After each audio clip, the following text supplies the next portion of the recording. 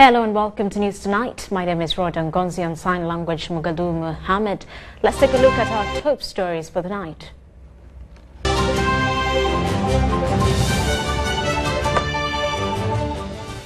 Uganda delegation in Canada to receive aircrafts.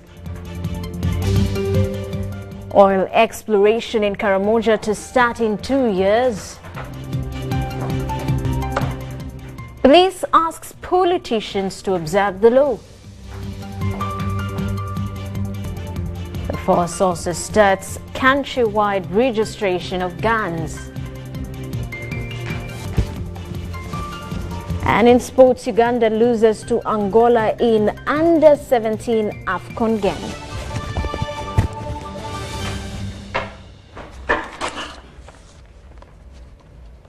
Hello once again. The revival of Uganda Airlines is in advanced stages of receiving the first batch of aircrafts from Canadian manufacturer Bombardier.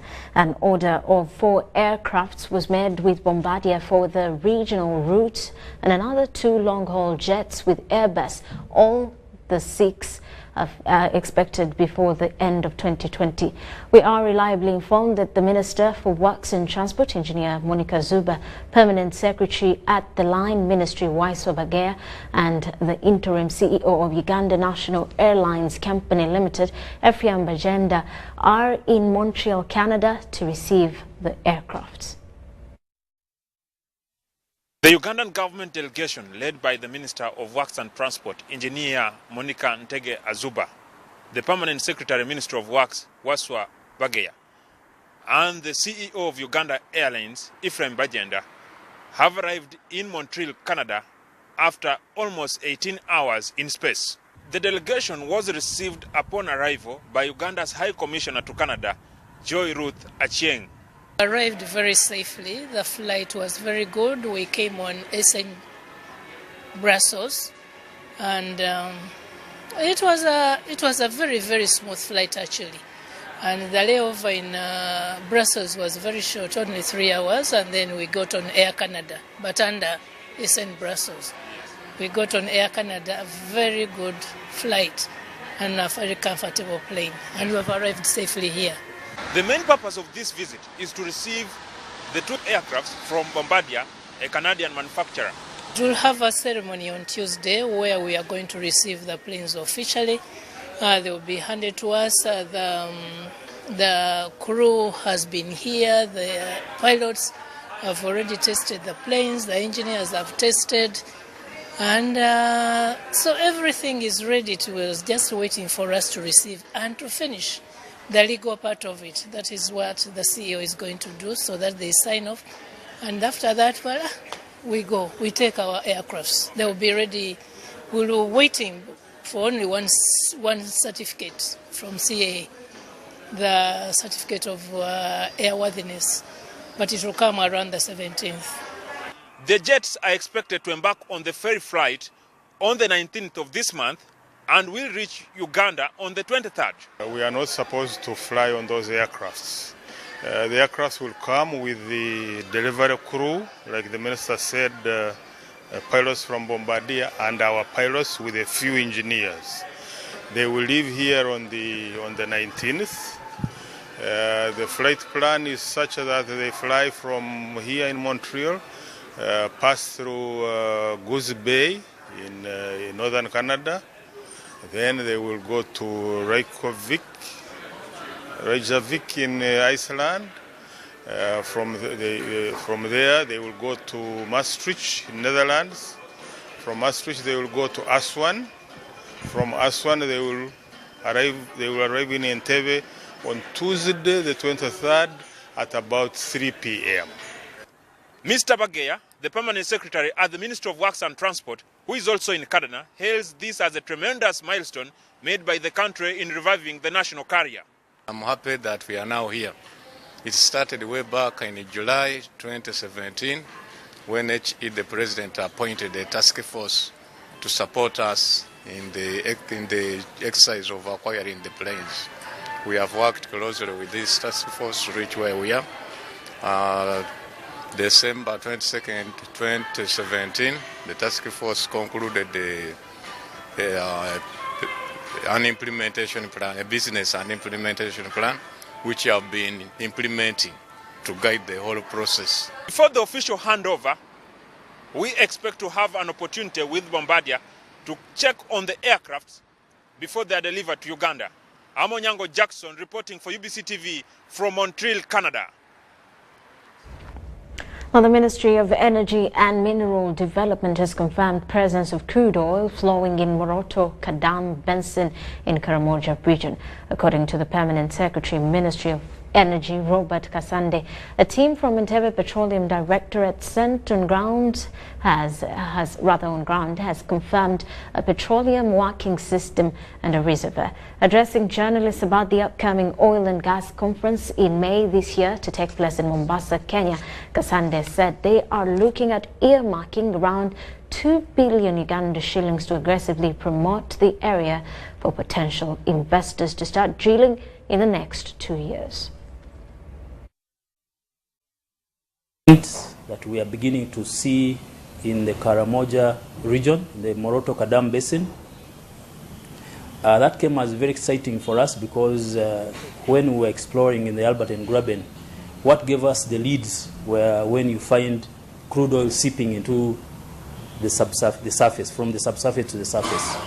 And the teams out of Entebbe and the Petroleum Directorate that are now undertaking thorough exploration in that region were able to find a very strong seepage of crude oil from the subsurface, and that has given us morale to carry on with exploration, because now it tells us that there is a working petroleum system.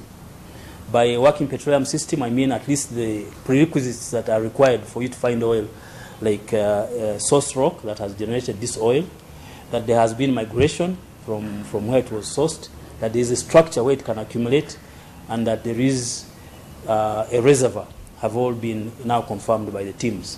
What we need now is aggressive promotion of this area so that we can also license it to companies that will bring in the required capital to drill the wells, because those are pretty expensive. So that's what we are working on now as a sector, to ensure that we license Karamoja. Karamoja will not be part and parcel of this licensing round that I was talking about earlier that's coming up in Mombasa.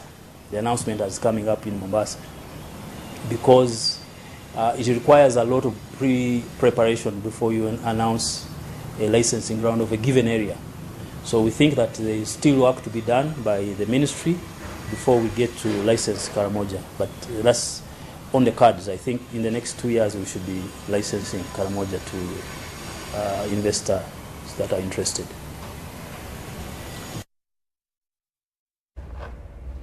Police have urged political players in Uganda to observe the law while conducting political activities to avoid confrontation with law enforcement agency. Addressing the media at police headquarters, Deputy Police Spokesperson Pauline Amaye urged the opposition to desist from defiance tendencies as the country heads towards the 2021 elections. Her call comes at a time the opposition-leaning members of parliament are calling for evaluation of the Public Order Management Act. This was the situation in Jinja over the weekend, as opposition leader Dr. Kiza Besigye was forced off a radio talk show. It was argued he did not follow legal provisions of the Public Order Management Act. This, some opposition members of parliament have vehemently denied. In the recent past, you have realized that all meetings that are organized by political parties cannot be allowed to take off. Whether they are rallies or even closed-door meetings. You saw in Tororo, police tear gassing in the room, in the hall that was hired by the FDC for a meeting of FDC leaders. Now, and what they quote is the the Public Order Management Act is what they quote. We are telling all Ugandans and the people in the government to come out and explain this. Why should an LDC switch off a radio? Because we are mobilizing people. Why? Because radio is one way of mobilizing people. It is because of such inconsistencies that they want the Public Order Management Act evaluated. So I'm saying we shall not allow this.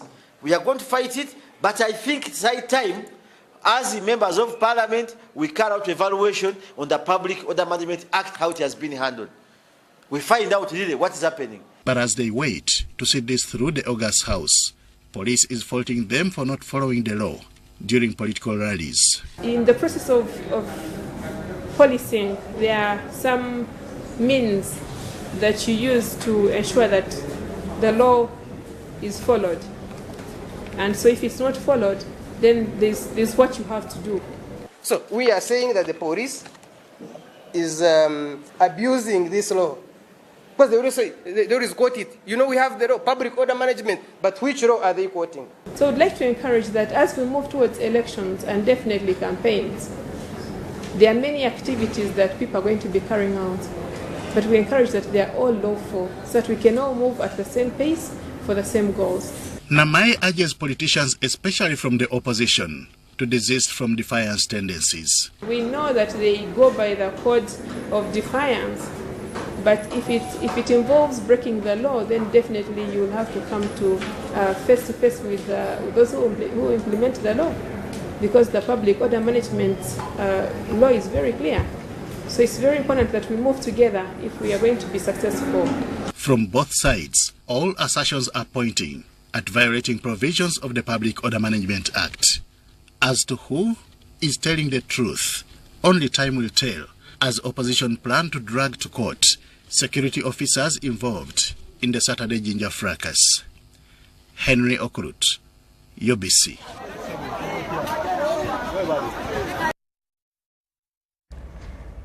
Meanwhile, security agencies have embarked on a fresh countrywide registration of privately licensed gangs starting this Tuesday in Katonga region. This is in fulfillment of President Yoweri Museveni's 10-point security measures issued in Parliament last year. When all guns in the country are registered, it becomes easier to track a gun or suspect of a murder case. Deputy Police spokesperson Paulina Maya says the exercise is complete in Kampala metropolitan area. So far, the team has registered all the guns in the hands of the police force, prison service, private security, and those privately licensed within Kampala metropolitan area. The team is concerned with capturing data for each gun, for each individual gun, and matching this data with the holder. The team then forwards the data to the forensic experts for purposes of interpretation and storage using the integrated ballistic identification systems. This is a machine and it is installed at forensics. It's important to note also that the individual guns have individual characteristics which differentiate them from others. This will make the work of tracking guns easier after their use. While fingerprinting, the team will fire bullets from each gun so as to get the unique characteristics. Therefore, the public is encouraged not to be alarmed when they hear sounds of guns in the specific areas, as we shall be informing you. Tomorrow, 16th April 2019, the team will embark on registering guns in Katonga region. The team is working closely to ensure that by the end of July, all guns under the police force The prison service, private ownership, as well as those held by private security organs are all registered.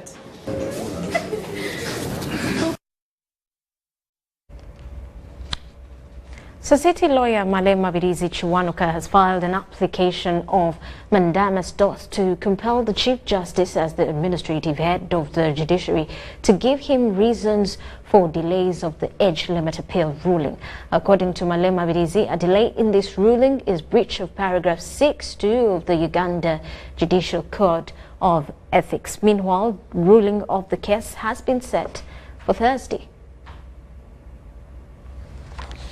The Chief Justice, who heads the Judiciary and the Supreme Court, under the law, under the Judicial Code of Conduct, he was supposed to cause the judgment to be delivered within 60 days, unless there is a good reason. So he has failed to deliver that judgment within 60 days, and he has also failed to give a good reason.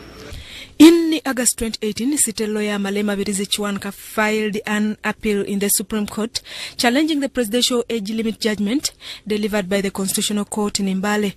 In his appeal were 80 issues which he challenged in some sections of the ruling by the Constitutional Court. To Malema Birizi, it was wrong for court to uphold an amendment which was filled with irregularities. The hearing of this appeal that was concluded on the 16th of January, however, was expected to be delivered after 60 days, as was set by the Supreme Court, which has since not been delivered. The laws, and moreover, this law, the Judicial Code of Conduct, is their own law.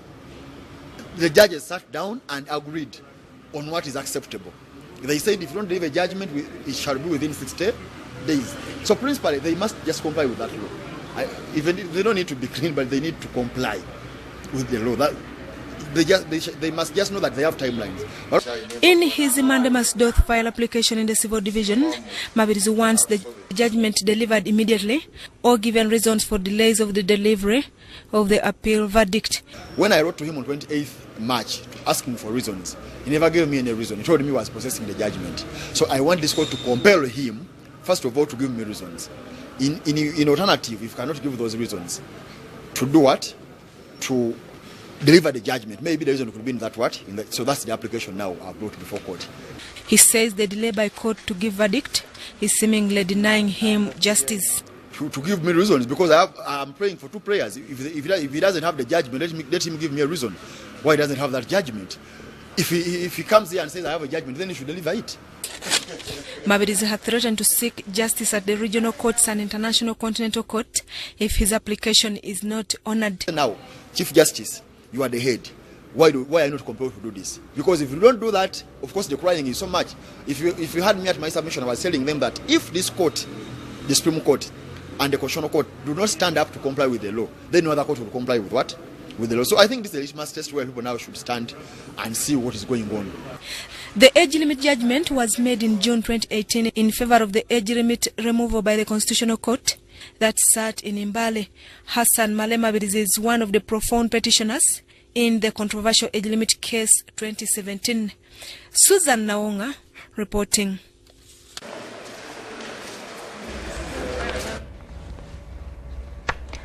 And Uganda is hosting the 15th Heads of Prosecution Agencies Conference, HOPAT, bringing together lead prosecutors from over 15 countries to discuss promotion of children's rights in the criminal justice system.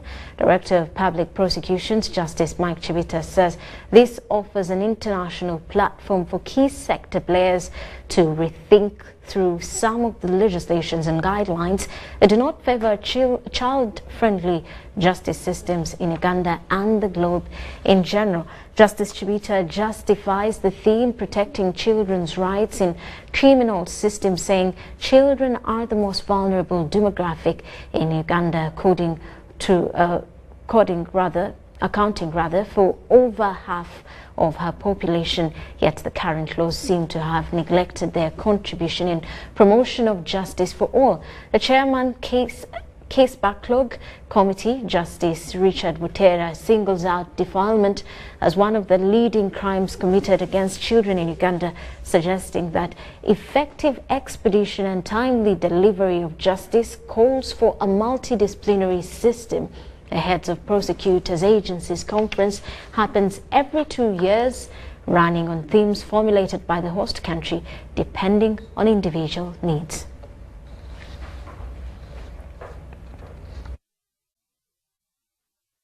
Offences committed by children. So there is a group which we call children in conflict with the law. We also have children witnesses. And this is a group which has largely been neglected by the law, because the law at the beginning was made with adults in mind. But then you find that there are children also caught up in the process. We have children who are in prisons, either because they were born there or their mothers are being imprisoned. Children as witnesses of crimes, and children who are victims of crime. So we realized we have to put special emphasis on this group and then learn from best practices from other jurisdictions within the Commonwealth. At the time the offences are committed, they are children.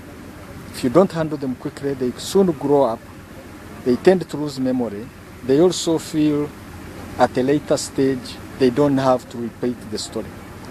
So we are talking about justice and expeditious trial of those cases.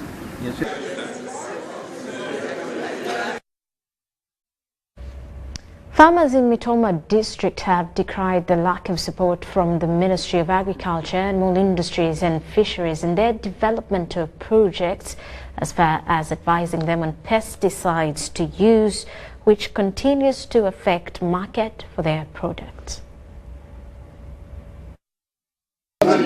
About 80% of the population in Mitoma district are farmers engaged in both crop production and keeping livestock for a livelihood. This district is known for producing matoke and rearing of a number of animals. Despite the high production capacity, farmers grapple with challenges of getting ready markets for their produce, coupled with pests and diseases. Farmers therefore urge government through its programs like Operation Wealth Creation to help them overcome some of these challenges. Tutera n'okuba omulanga mu gavumenti nti batuweko obuyambi kubanga abantu abasinga baagala balime naye nga talina ssente za kuteekamu. However, the Director Operation Wealth Creation, Major Tabaro Chichoncho, has advised farmers in Mitoma to form groups and circles while involving respective leadership at the district and local levels. They should make use of them. They should ensure that they are part and parcel of their activities. All the risk coordinators at regional, district and coast, they should be part so that they can get information timely, they can get the right information and be able to access the inputs in time and also make use and get value out of these inputs. Against this background, financial institutions have geared up efforts to equip farmers with suitable financial literacy skills to boost their chances of access to capital. Mega Cash has started training farmers in Mitoma district to come together in groups and form savings and cooperative societies as a yardstick to overcoming such challenges. Come and confirm. We don't risk anyhow, so that we all work together and move, knowing that we are putting our assets on the right person. The General Secretary, Mega Cash Uganda, Birije Samuel, has urged government to work with organizations that deal directly with grassroots communities. They know how to organize themselves once they get support. But the problem when the grant or the government sends money to people, now the money goes to politicians. Now the politicians use that money to cater for them in the next coming elections. Meanwhile, government is fast-tracking infrastructure development in these areas, including the construction of roads to smoothen transportation of farmer products to the available markets. I'm Navka Farida and Robert Katamba. Uganda Red Cross Society has expressed fear over what might become of Bududa residents in the current spate of rains. The Secretary Uganda Red Cross, Robert Kwesiga, urges relevant authorities to expedite the process of relocating Bududa landslide victims to avoid a reoccurrence of disaster. He echoed this at Parliament while receiving an assortment of items for donation from Uganda Women Parliamentary Staff Association, led by the Clerk to Parliament, Jen Chibirike.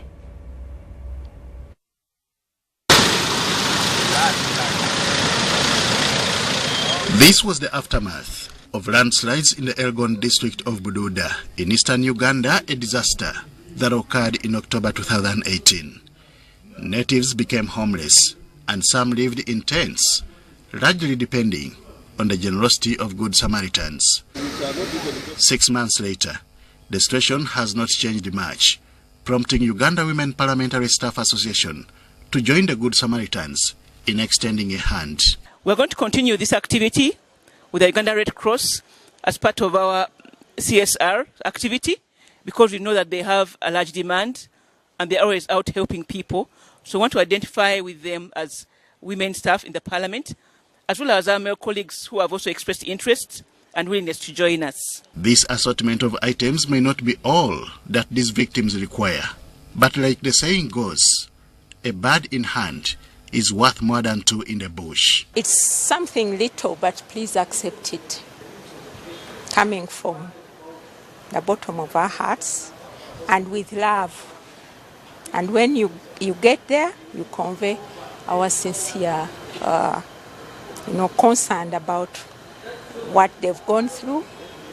We are with them, and we will still, do whatever it takes to see that they are happy and they are comfortable. We are witnessing one of the landmarks whereby the parliamentary staff have come out to show that whatever happens to our brothers and sisters, in solidarity we can be together.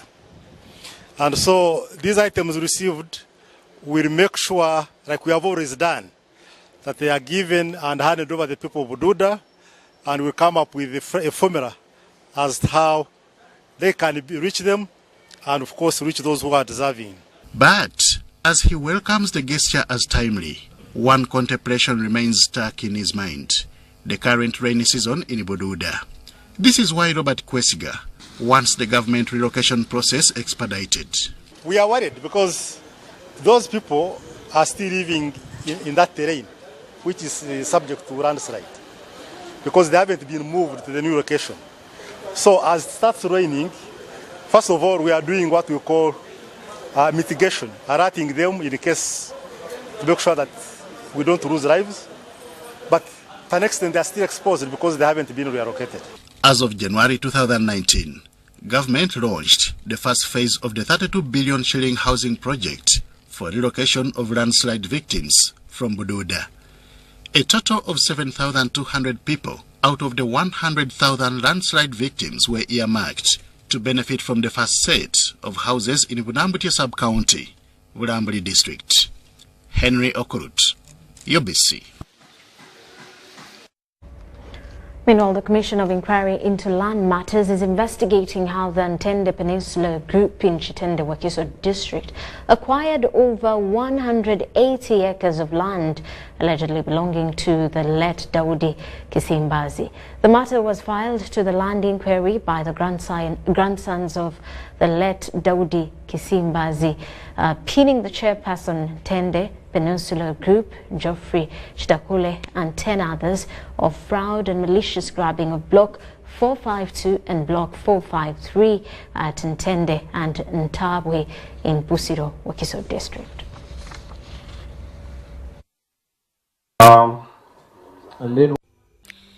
The Commission of Inquiry sitting at National Archives and Records Center Wandegea is investigating how the chairperson Ntende Peninsula Group and also the director Leseho Microfinance and 10 others acquired possession of the late Daudi Kasimbazi's estate in Ntende and Ntabwe, Wakiso district.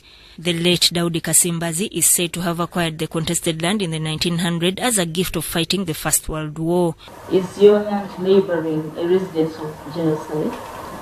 Yoekitiibwa omulamuzi takala kuligenda lituukira ddala eri gyasobola okubeera ku mazzi naye kati yavaayo tumulaba asubire mu nnyumba eyali ya Kaluta James Mutsinzi eyo tebakukkiriza kugendayo. Representing the family of the late Daudi Kasimbazi, Castor Semogerere pinned Geoffrey Chitakule and Jack Wavamuno for maliciously taking possession of the contested land. Olw'obuyumba obulungi buli kayumba bulungi yotandika ettaka erimu kwerikwata n'ettaka eryo batugamba nti nannyini kampuni eyo ye His Excellence Vice President Ruto we Kenya. Semogerere informed commissioners that Daudi Kasimbazi died in 1959, but to their dismay, the Office of the Administrator General took possession of the contested land without consulting the original owners in 1995. It got to the inquiry's attention that the contested land was allegedly sold to Dr. Samola. Balemererwa okuaccessinga ettaka eryo baba bali batuwadde empapula eziripima tulabe abewakiso ngeri gye tujjako eryaffe naye eryo lyo buli lwakuba ekyuma nga kigenda eri tosobola kusukka awo. The complainant presented to the commission the original land title for the contested land of 1921 and wondered how the special certificate bearing the transfers was acquired. It was discovered that at the time of the late Kasimbazi's death, he had surveyed plot 5 which he registered into his names, but to the dismay of the commission, the 183 acres is being claimed by Jack Wavamuno. Godfrey Kitakule yaga Salimu Saleh tetuna kituza kukola kubanga abakulu nga Salimu Saleh ali nabo twakola kyonna kisobola netugenda tunoonye Salimu Saleh owekitiibwa netuuka ku protagad ne batutuuzaawo olunaku lwonna naye ne tutafuna mukisa mumulaba. It was also discovered that the transfers of this land were made in one day to the late Samuel Sekulia Chityo, who also transferred it to a one Samuel Nanzuka. Semogerere said that their family could be fighting big shots in the country because all efforts made to regain their land have been rendered futile, with some using General Salim Saleh's name. Sudat Kaye, UBC. Brought to you by Stack Online has made it possible. Log on to www.stackonlinetradeshow.com or download our app from Google Play Store or Apple Store. Seek, find, trade with Stack Online.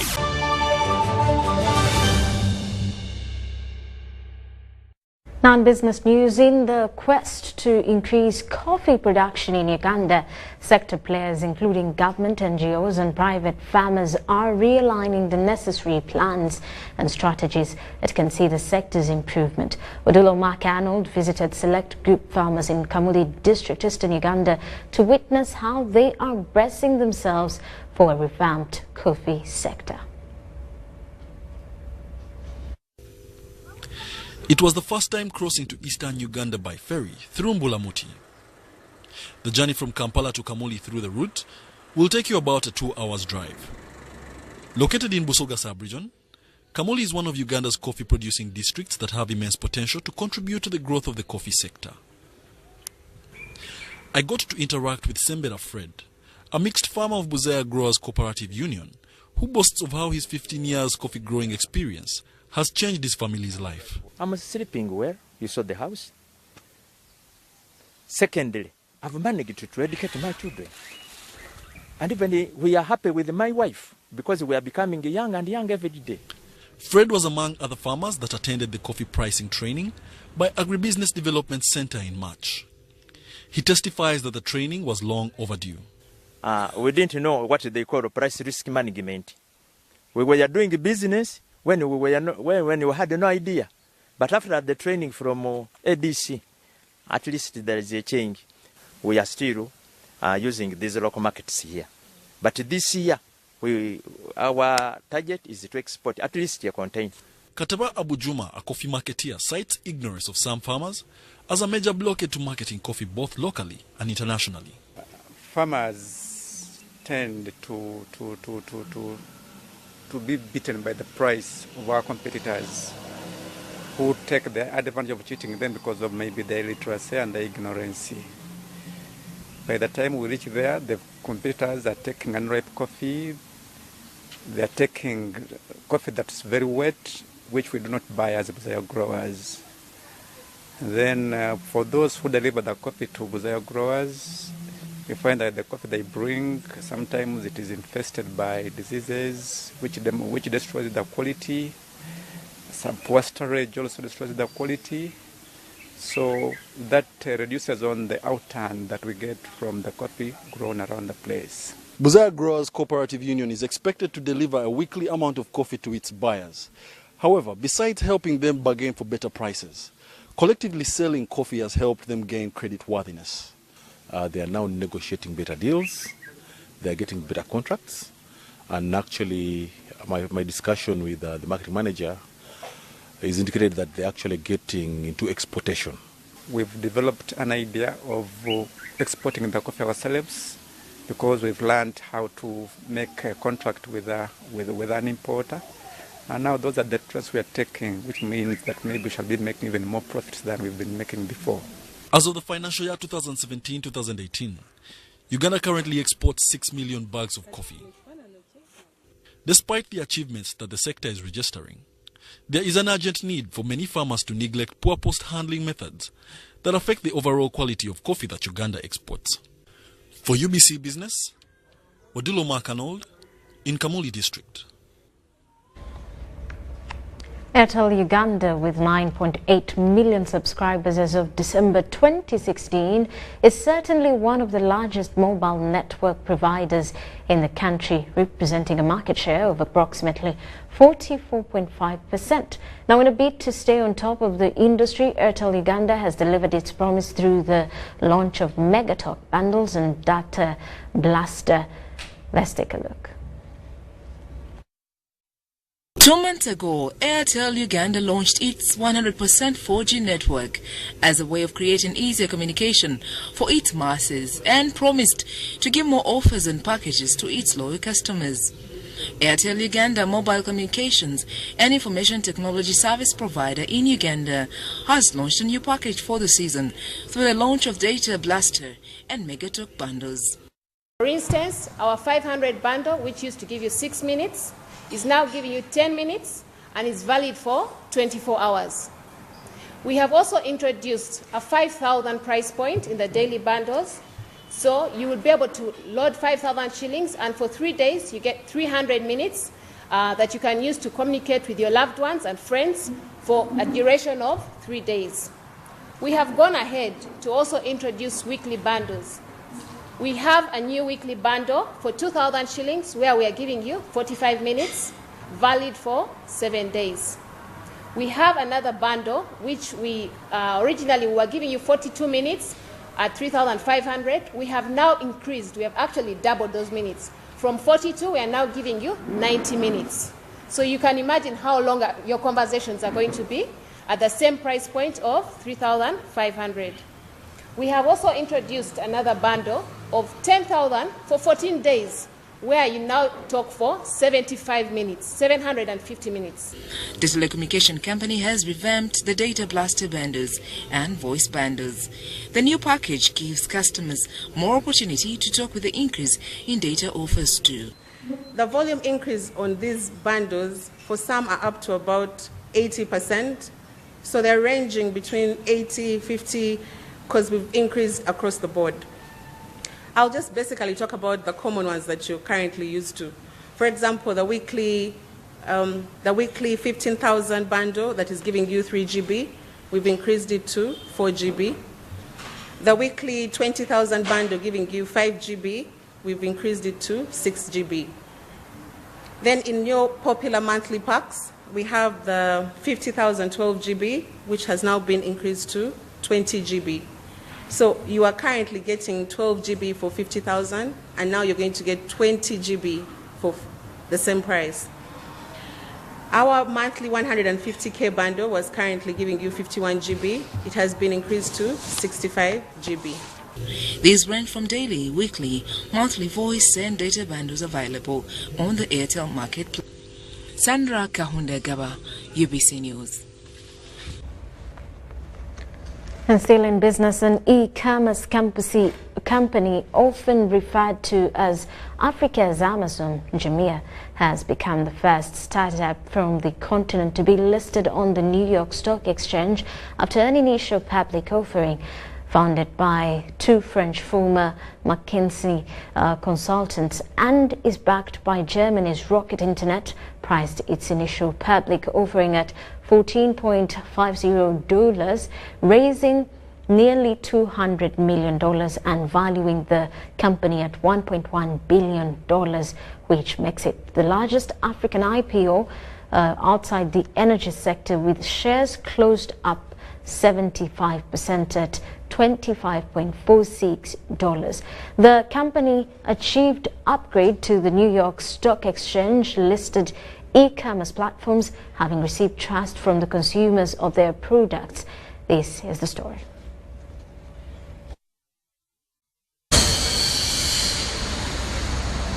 Huge statement of intent that Africa indeed is on the rise. For so long, African companies were known for doing things like extraction, so minerals, gold, diamonds, coal, oil. Investors came here in Africa to invest in extraction. And for the first time in the history of our continent, we have a company that has attracted incredible investment, incredible trust from the Wall Street investors, from global investors, purely by using technology to create value. And it's a remarkable moment for Jumia, and an incredible testament to what's happening on the African continent. The Jumia listing on the New York Stock Exchange shows that there's innovation happening in Africa, shows that there's a lot of talent on this continent.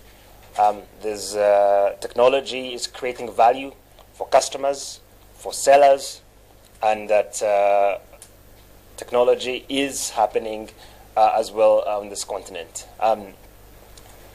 Another point as well is that it shows the level of trust that international global investors have in countries like Uganda and many other countries across the continent.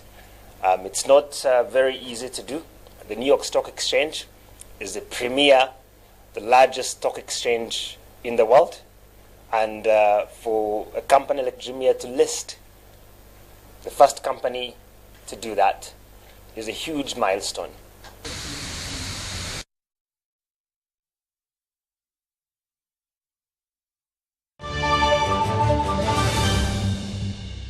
Brought to you by Stack Online has made it possible. Log on to www.stackonlinetradeshow.com or download our app from Google Play Store or Apple Store. Seek, find, trade with Stack Online.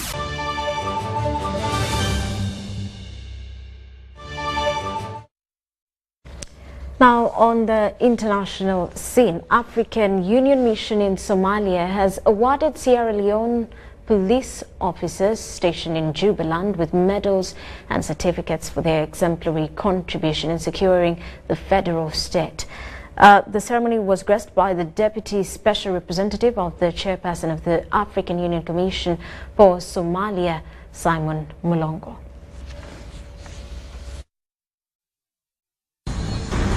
The Sierra Leone former police units were awarded for their excellent and professional performance of their duties in Jubaland State and helping African Union Mission in Somalia execute its mandate. 159 officers from the former police unit were honored by the African Union Mission in Somalia after completing their one-year peacekeeping duty in Jubaland State in Somalia. Deputy Special Representative of the Chairperson of the African Union Commission for Somalia, Simon Mulongo, said that the deployment of the contingent to Kismayo had laid a firm foundation for the transformation of AMISOM police.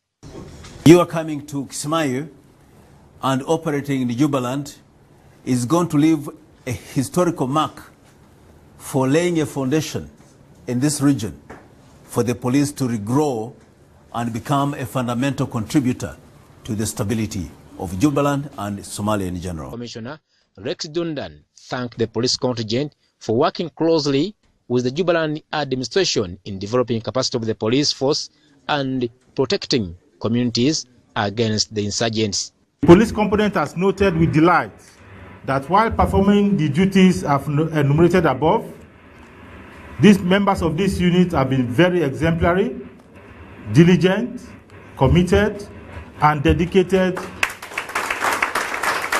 The contingent, which is the first FPU from Sierra Leone, is part of the additional police officers authorized by the UN Security Council to be deployed in Somalia in its resolution 2372 of 2017.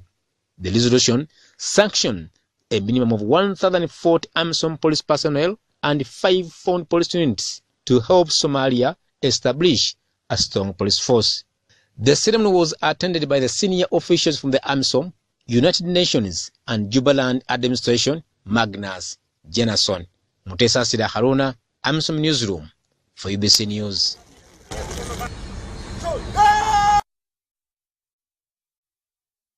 Military council has arrested members of the former government and promised not to disperse protesters. A spokesperson also urged the opposition to pick the next prime minister and vowed to implement their choice. Months of protests in Sudan led to the ouster and arrest of long-time leader Omar al-Bashir on Thursday. Demonstrators have vowed to stay on the streets until there is an immediate move to civilian rule. A sit-in is continuing outside the Defense Ministry in the capital, Khartoum.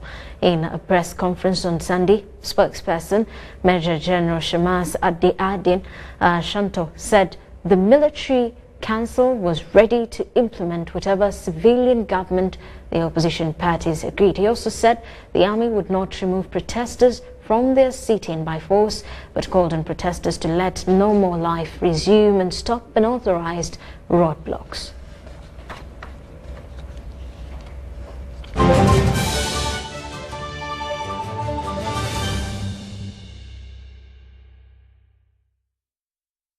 And on the world of sports, Uganda Chess Federation has just completed hosting its Lighthouse Uganda Open Chess Tournament. The event at Xanadu Hotel in Nakasero attracted over 140 players, including foreign entries. Let's take a look.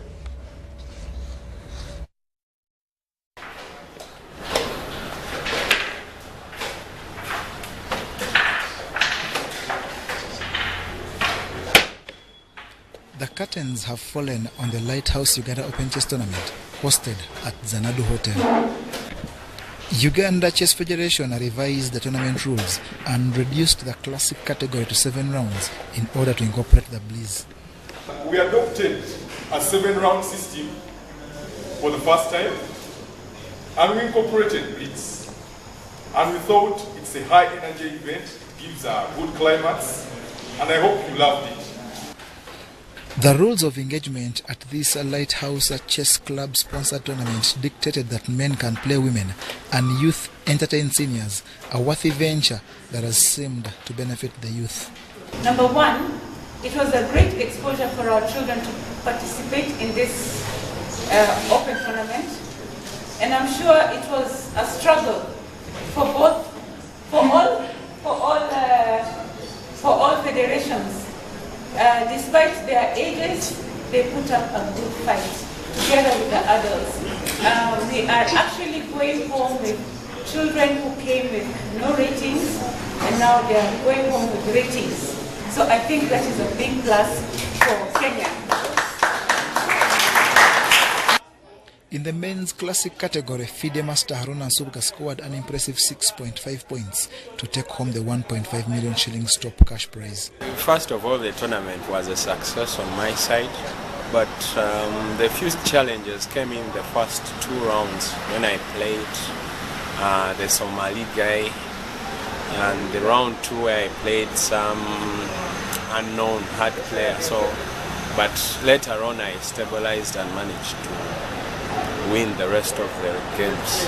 Among the women, the top spot was shared by women FIDE Masters Penyina Nakabu and Christine Namaganda, who both scored 5 points and shared the kitty, with each bagging 700,000 shillings. In the U1900 category, Abdul Wagodo was the best, while Francis Obita with 4.5 points was the best senior. In the juniors category, Jeff Gichuki was the best boy, while Janice Namiro was the best girl. Other players that excelled at this tournament include Simon Gonza, FIDE Master Patrick Kauma, International Master Arthur Segwanyi, Michael Mawanda, Woman FIDE Master Shakira Mpaire, and Anne Wambui. What now awaits players is the top 5 list on the Grand Prix, who will represent Uganda at the upcoming 4.2 Zone tournament in Kenya next month.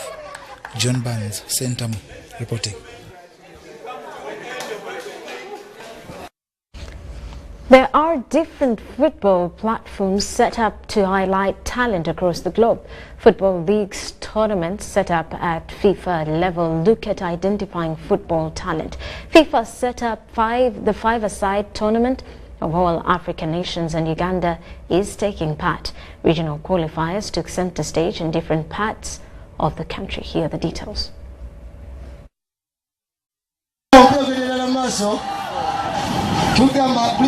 Africa five-a-side football tournament has kick-started in different regions of the country. A tournament looks to attract the best football talent from Africa, and from Uganda, one team progresses to battle the best teams from each country across Africa. Kasangati Playgrounds hosted the Central Regional competitions that saw 30 teams compete. Young Cranes emerged winner of the one-day mini qualifiers to the regionals. In Gulu, Pioneer FC emerged winner, Front Page winning the Lira preliminaries, Kabale Hills winning the Kabale regional competition, while Bunyoro Sports Club emerged winner of Hoima.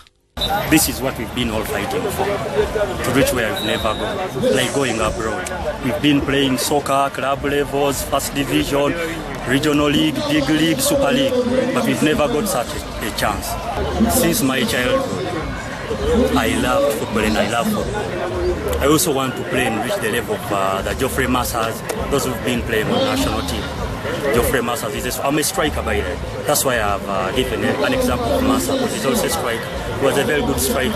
And I want to meet players like Samuel Eto'o. That is a very good opportunity. All winners are expected to converge for the regional knockout stages on the 4th May before the finals on the 19th of May at Chadondo Rugby Grounds. Now breweries are fully sponsoring the competition, having Samuel Eto'o as its brand ambassador. Ngabo Emon reporting for ABC TV. Uganda national netball team, the She Cranes, has started its non-residential training that will climax with a second consecutive appearance at the Netball World Cup in England. Last time out, the She Cranes finished third in Australia in 2015. Our reporter has the details.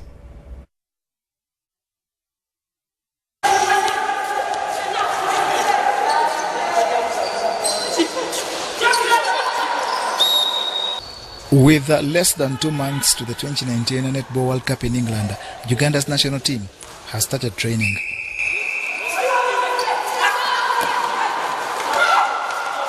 Uganda Netball Federation last week summoned 20 players on a provisional squad, 16 of whom have responded to the first training session at the MTN Arena Lugogo.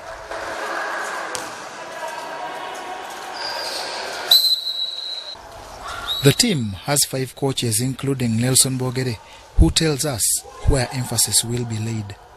You see, netball is a team game, so every department is very, very important. What we have to do is to put all departments together because we work as a team, we play as a team, it's not an individual game. So we need to sharpen every department because they work together to form a good team and to win.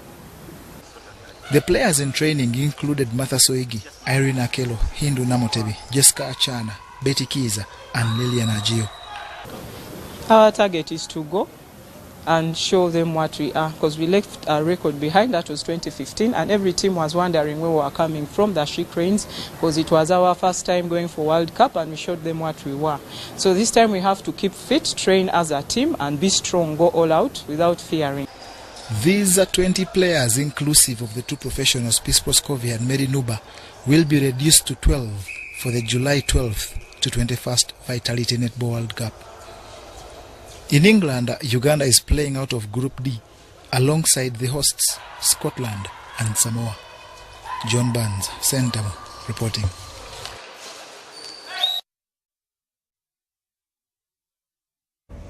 And now Uganda under-17 side, the Caps, kicked off the AFCON under-17 championship with a 1-0 loss to Southern Africa country Angola during a Group A encounter played at the National Stadium in Dar es Salaam on Sunday. Osvaldo Pedro scored the match winner, coming in the 33rd minute of a heavy deflection from Uganda's defender Samson Kasozi. Here are some of the best highlights for the game.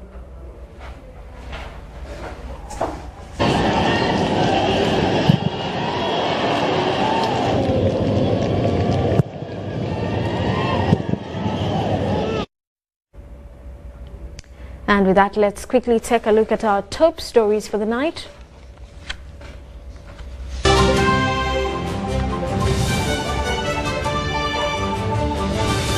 Uganda delegation in Canada to receive aircrafts. Oil exploration in Karamoja to start in 2 years. Police asks politicians to observe the law. The force starts countrywide registration of guns. And in sports, Uganda loses to Angola in under-17 AFCON game.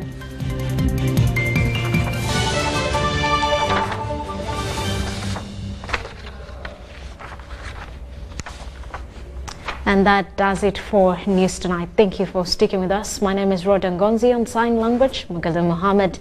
Have a lovely night.